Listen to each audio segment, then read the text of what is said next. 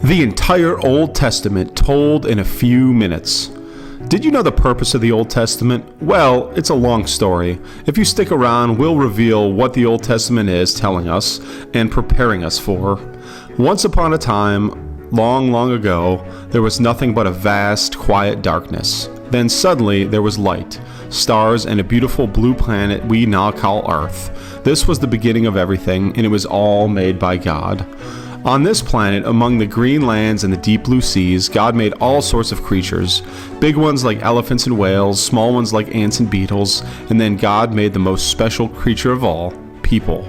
These first people weren't meant to be caretakers of the earth, to look after the animals, the plants, and each other, just like God would. But as time went on, these people started doing things their own way. They didn't look after the earth or each other very well. Instead of sharing, they started fighting over who owned what. Instead of caring, they hurt each other, and soon the world was filled with a lot of trouble. Seeing all of this trouble, God felt sad and decided it was time to make things right again. But how? God found one family that still remembered how to be kind and how to share. God decided to start over with them. This family's grandpa was named Abraham, and God made a special promise to him. God told Abraham, "I'm going to give you a huge family, and you're going to have a beautiful place to live on. Your family will help fix this broken world." Years passed and Abraham's family grew bigger and bigger, just like God said, but they found themselves in a tough spot. They became slaves in Egypt. They had to work really hard every day and they weren't treated nicely at all. They needed help and they hoped for someone to rescue them.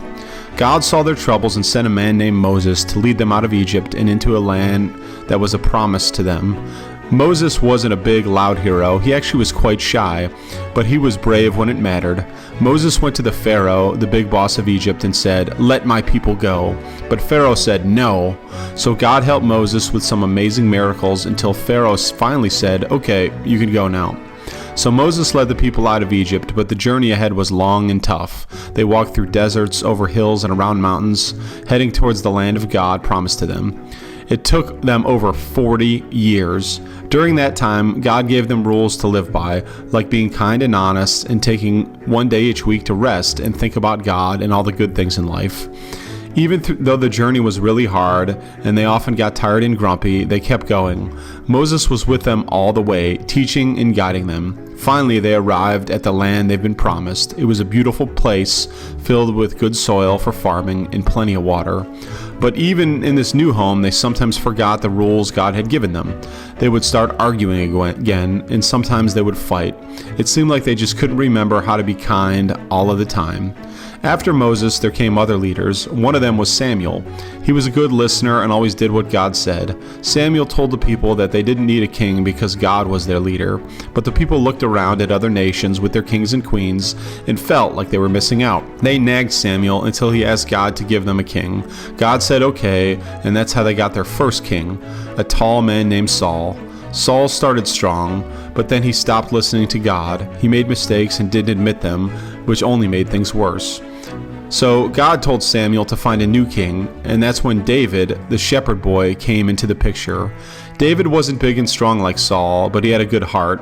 He was brave too. He once fought a giant with just a slingshot. When David became king, he did a lot of good things. He made sure people were treated fairly, and he brought peace to the land. But David was human, and he made some big mistakes too. The difference was David knew how to say sorry. He asked God to forgive him, and he always tried to make things right again. David loved music and wrote songs and poems about his feelings. People still read his songs, called the Psalms, in the Bible today. They talk about how much he loved God, how he was sorry for his mistakes, and how he found joy and comfort in knowing God was with him. David's son Solomon was the next in line to be king. Solomon was known far and wide for his wisdom. When he first became king, he asked God not just for wealth, but for a long life, and for wisdom to lead his people, and God gave it to him. Solomon made lots of smart decisions, and under his rule, the country was peaceful and successful. Solomon also built a grand temple, a house for God. It was the most beautiful building anyone had ever seen, with gold, silver, and precious stones sparkling everywhere. It was a place where people could come together to remember God and thank Him for all the good things. But Solomon had a big problem. He loved many women who didn't know God, and these women convinced him to worship other gods, which was against God's rules. Solomon's heart wasn't fully with God anymore, and this led to trouble. After Solomon died, the people couldn't agree on who should be king, and they ended up splitting the kingdom in two. Both parts had their own kings, but most of them forgot about God's rules. They didn't look after the poor or treat people fairly. God wasn't happy with this, so He sent prophets to warn them. These prophets were like God's messengers, and they did some pretty amazing things to show God's power. One of these prophets was Elijah. He wasn't afraid of anyone and did things like calling a fire down from the sky to show that God is real. Another prophet, Elisha, did things like making a sick boy well again just by praying. These prophets told the kings and the people to stop being selfish and come back to God, but a lot of people didn't listen. Because the people didn't listen, other countries came in and conquered their lands. The beautiful temple that Solomon built was destroyed, and many people were taken away from their homes. This was the saddest time because it seemed like everything was lost. But even when things looked really bad, God was still taking care of them. Prophets like Daniel were brave and kept believing in God. Daniel prayed to God 3 times a day, even when the law said he shouldn't.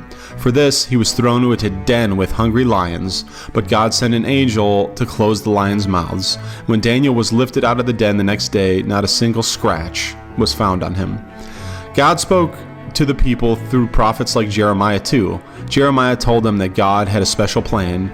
God would bring them back home, and He would write His rules on their hearts so that they would know how to live well. After many years, the people were allowed to return to their land. They built a new temple, but it wasn't as grand as the first one. There were big celebrations, but some older people cried because they remembered the first temple and how things used to be. The prophets kept telling the people about the future king, a Messiah who would come and fix everything. He would be a leader who would bring peace and make the whole world right again. So the people waited, holding on to hope through good times and bad, for this new king would come and change everything. And I bet you could guess who that king is: Jesus. We hope you enjoyed this video. If so, please like it and consider subscribing to our channel. Bible Short Stories, signing off.